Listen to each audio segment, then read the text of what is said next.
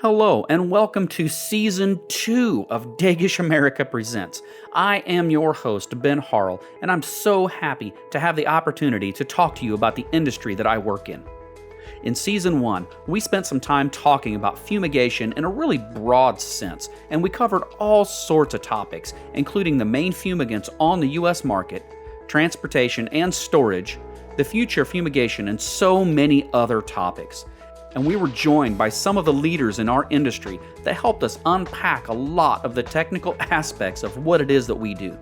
If you haven't had a chance yet, please go back and give Season 1 a listen. I think you'll enjoy it.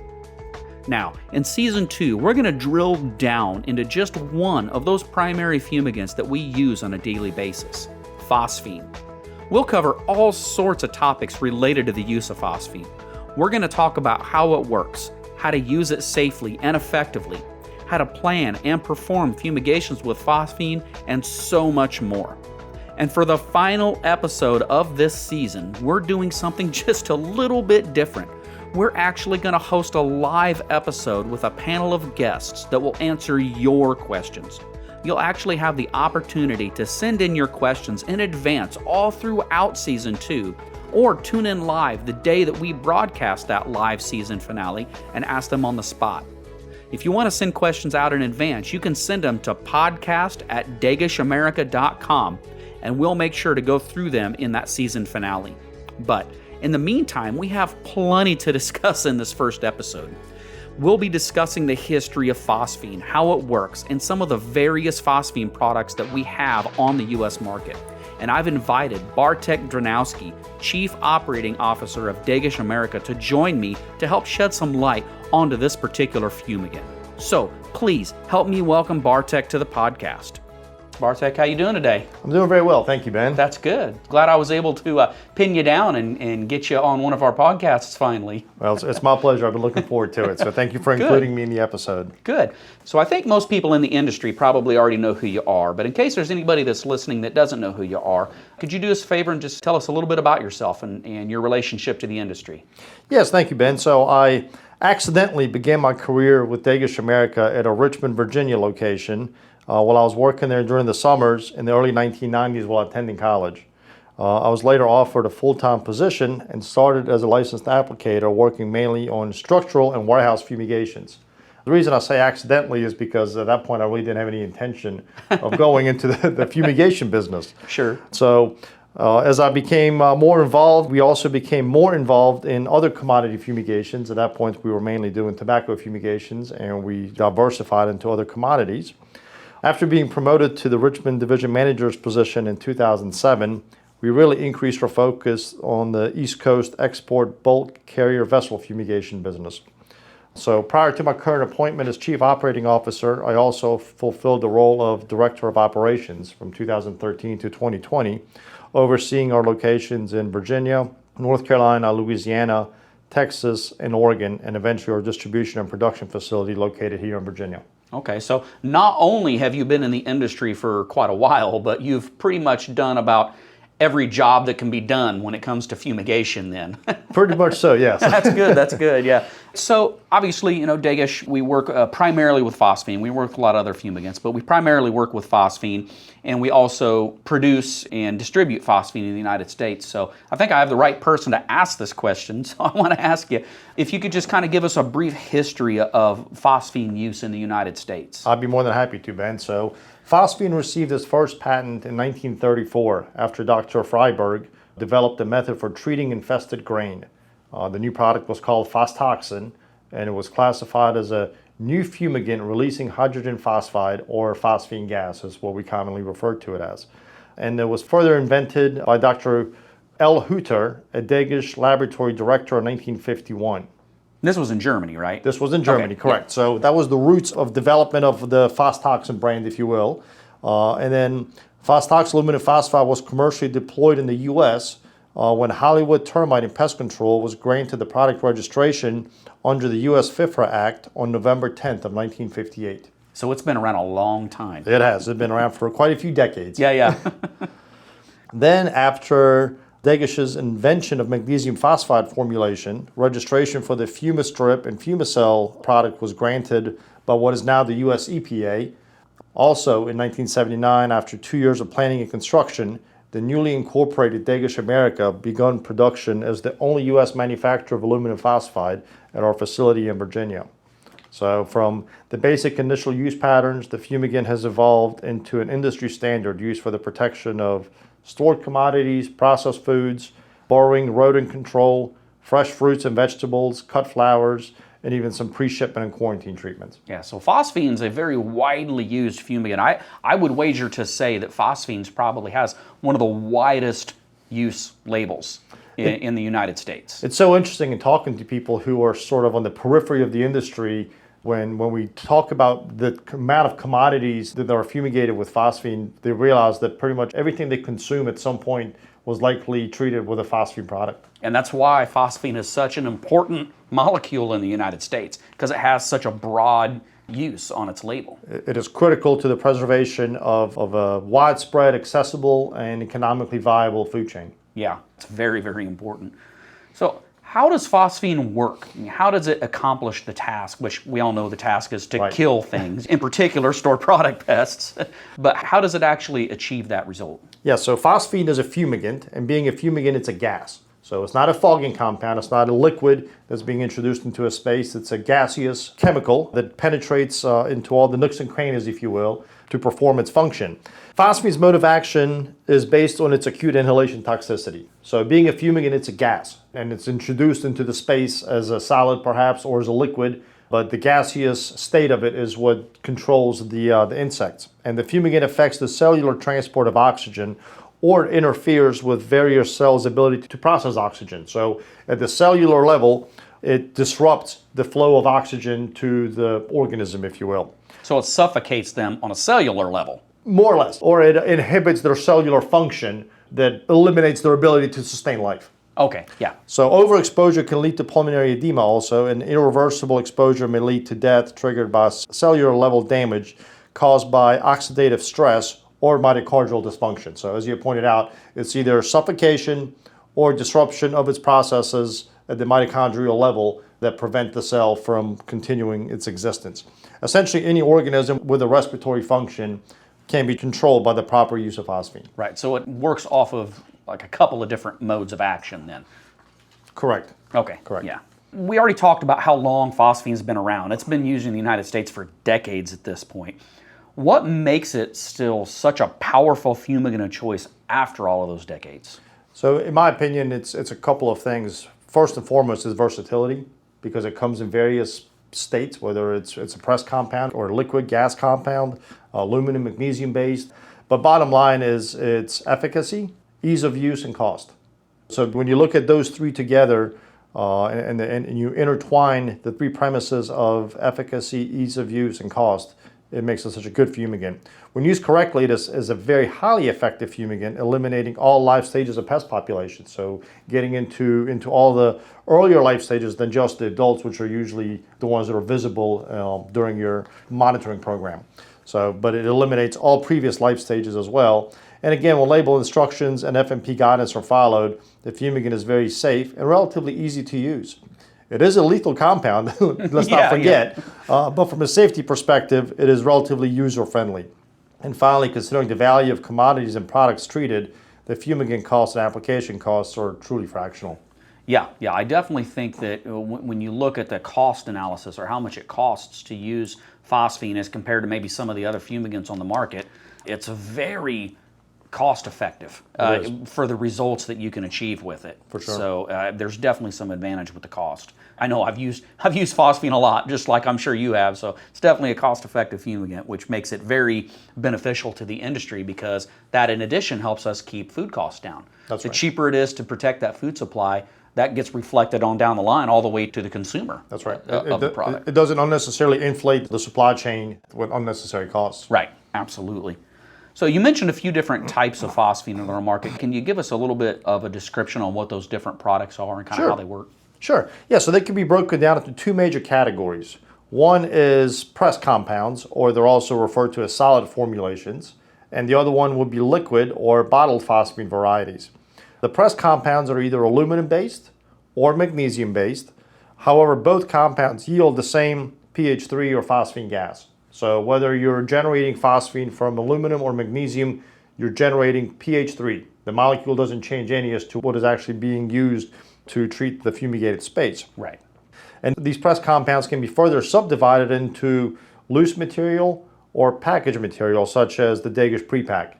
So if you have an application where contact with any residual dust from the fumigant, even though it's an inert material, where contact with the residual dust is not permissible, that's when a packaged product would be used. And all magnesium products are prepackaged, as the residue may not come into contact with any of the treated commodities. So as default, Right. all the magnesium-based products are packaged products, whether it's the spot, the Fumicell, or the Fumistrip that we offer commercially. And liquid pH 3 can either be bottled as 100% or nearly 100% and delivered using specialized equipment which dilutes it to a more stable concentration, or as a 2% formulation which can be delivered directly from the cylinder into the fumigated space. So even though it's liquid under pressure, when it's introduced into the space, it is introduced in its gaseous formulation. Again, the exact same pH 3 molecule that is doing the actual fumigating, if you will. Right. So whether you generate it from a tablet, a pellet, a pre-pack, a plate, a cylinder, or a dilution piece of equipment, you're still utilizing pH 3 as The molecule's the molecule. the molecule is the regardless of molecule. That's yeah, correct. yeah. That's correct. Regardless of how you get to it, you're still using the same molecule as the fumigant. So as you see, there's a number of different ways to achieve phosphine concentrations, and all categories and formulations have their pros and cons. Thus, selecting the best delivery system for the specific fumigation is really important. What fumigant do you need, whether you're treating a tarp or a warehouse or a container? Knowing what you're going to treat is a big driving force in figuring out which product is best for that application. Oh, sure, absolutely. So yeah, I'm a Midwest boy. So, I've done hundreds and hundreds of grain bin fumigations. They're prevalent all over in the Midwest, primarily corn and wheat and raw commodities like that. And when it comes to those things, because it's the pre-process stage or the raw stage, you can actually apply loose pellets or loose tablets, and you don't have to really worry about the cleanup, because during the processing phase, all of those commodities are going to be cleaned up anyway. But if you're working with processed flours or processed foods and you're fumigating those, you can't introduce loose phosphine tablets and pellets to that stuff without it affecting that processed food. So that's when we always, at least in the Midwest, would rely on cells, pre-packs, things like that, where you can actually collect up the spent material once it's completed and discard it outside of the product. So it's very important to know that distinction, that there are some cases where you're going to have to be able to collect that product, but there's also some areas where you don't necessarily have to collect up that spent product. You can actually leave it behind and it will be cleaned up during the processing stage from the raw commodity. Yes, that's 100% correct. So conversely, I grew up in tobacco fumigation world. Yeah. So magnesium was the fumigant of choice, and it was rare that we would actually use anything but magnesium for fumigations because most of our business was in the tobacco world. It wasn't until we got into the other commodities and the export fumigation business of export vessels that I became much more familiar with loose tablets and pellets, because that is the fumigant of choice for those commodities and those types of applications. Sure, yeah. All right, so we kind of already talked about some of the varieties of phosphine products that are available on the market and kind of how we use them in some of these different fumigation environments. Can you go a little further in explaining some of the differences between those products that are available? Yes, of course. So in summary, one of the major differences to consider is the potential for these inert residues and the amount of grams of phosphine that are going to be required to achieve the prescribed result. Loose aluminum phosphide-based products are by far the most cost-effective, and they liberate large amounts of pH 3 with ease of application.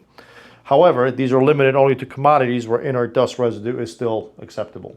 Right, like the grain bins. Like the grain bins, exactly, or ship holds or some other applications. Sure. So next, the packaged or magnesium products also liberate large amounts of pH 3, but deactivation disposal procedures must be considered because of the leftover packaged residue.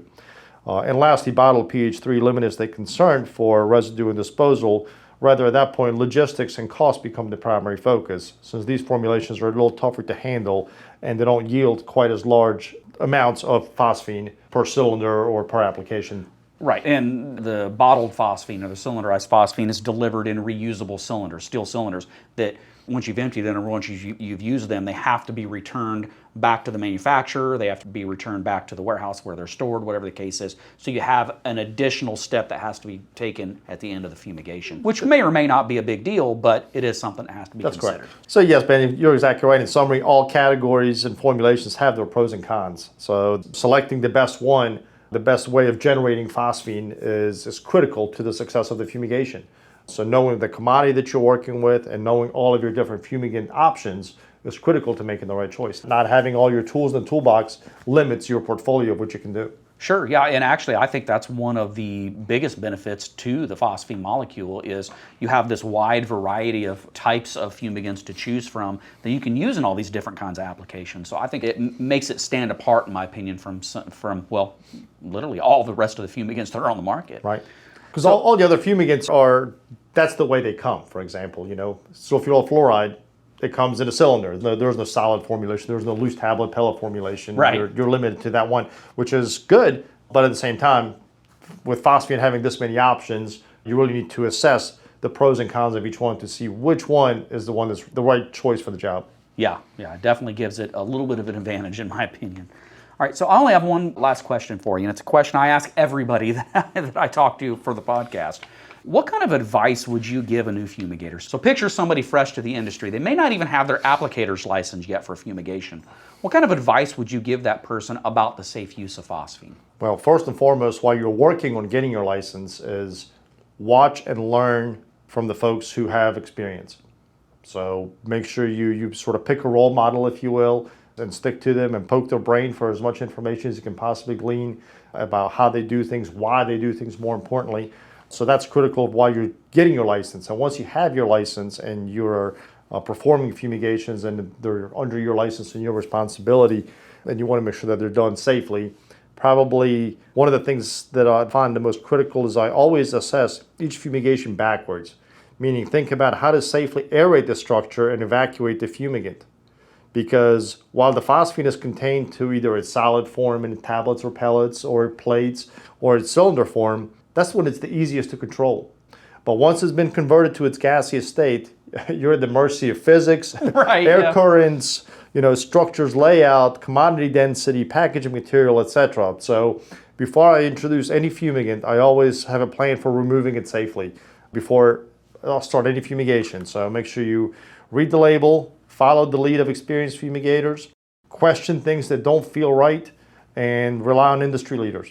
Yeah, I really like that working backward. That's one of the first things I was taught as a fumigator years ago was start at the aeration and work your way backward from the plan. The last thing you want to do is get into a situation where you've lost control of the phosphine at the gaseous state and you don't have the proper personal protective equipment in order to get it back under control. So you have to think about that. And you not only think about the aeration, but you have to have all of those what if questions run through your head. What if it leaks? What if this happens? What if it rains? What if we have high winds? You have to think about all that stuff and think about all your surroundings.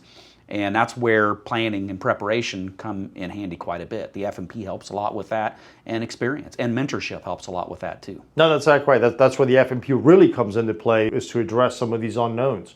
You can plan for the days you're going to gas, you can plan for the days you're going to open, you can plan for dosages, you can plan for the commodities or spaces being treated, but it's difficult to plan for weather events, for a falling tree, any sort of loss of structural integrity with the structure that you're fumigating. So all those come into play, and as you pointed out, yes, exactly right. So maintaining control of phosphine in its original state is easy. Once you get into that gaseous state, it becomes quite a challenge. Yeah. Well, that's all I had for you, Bartek. I really appreciate you taking some time to talk to us today. Ben, you are most welcome, and good luck with season 2, and I look forward to hearing the other podcasts. Oh, thank you. Thank you. I want to thank Bartek Dranowski for giving us some insight into the use of phosphine. It's still one of the leading fumigants in today's market, and understanding just how it works and why we still select it is so important. On the next episode of Dagish America Presents, we'll be talking about some of the different techniques we use when fumigating with phosphine. So if you've ever wondered what we mean when we mention terms like recirculation or sweet spot, we'll be covering those and many more. And remember, if you have a question you'd like for us to answer during our live season finale, please feel free to send it to us at podcast@dagishamerica.com. Or, if you prefer, we'll always be happy to answer your question right away. You can also find us at dagishamerica.com or on all of the main social media outlets. And so until next time, I'm Ben Harrell, and I hope you have a safe and terrific day.